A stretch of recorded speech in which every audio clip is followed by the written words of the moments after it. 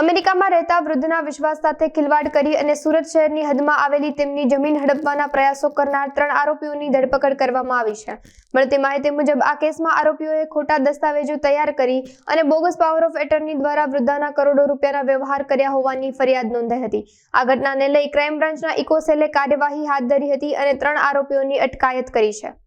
ફરિયાદી શ્રી ઈશ્વરભાઈ ભીખાભાઈ પટેલ કે તેઓ હાલ અમેરિકાના સિટીઝન છે અને સુરતમાં પૂણા મુકામે રહે છે। ત્યાં તેઓની પોતાની અલગ અલગ જગ્યાએ જમીનો આવેલી હતી।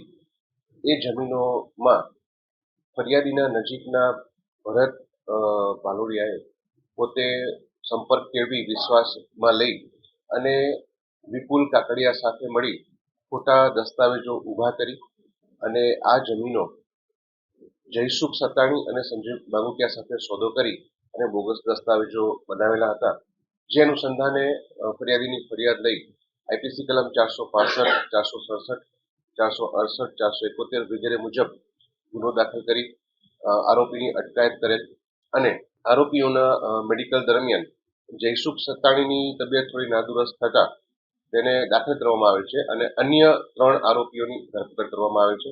તપાસ ચાલુ છે। તે સૌપ્રથમ તેઓએ ફરિયાદીને વિશ્વાસમાં લઈ અને તમારી આ જે જમીનો છે એનો આપણે જો વહીવટ માટે તમે મને પાવર આપો તો હું તમને આ જમીનોમાંથી પણ નિયમિત માસિક તમને વળતર મળતું રહે અને તમે જ્યારે અહીંયા ભારત આવો ત્યારે તમારા જે ખર્ચ હોય એમાં પણ તમને મદદરૂપ થાય એ રીતનો વિશ્વાસ આપી અને દસ્તાવેજોમાં તેઓની વહીવટ માટેનો પાવર લેવા બાબતની ખાતરી આપી અને દસ્તાવેજોમાં સહી લઈ અને પોતે વેચાણનો પાવર લઈ અને બોગસ દસ્તાવેજો ઊભા કરી અને આરોપીઓને જમીન વેચાણ કરી। હાલ જે 4 આરોપીઓ મુખ્ય હતા તેઓની અમે અટકાયત કરી લીધેલ છે, જે પૈકી 3ની અમે ધરપકડ કરેલી છે અને એક હાલ હજી સારવાર હેઠળ છે।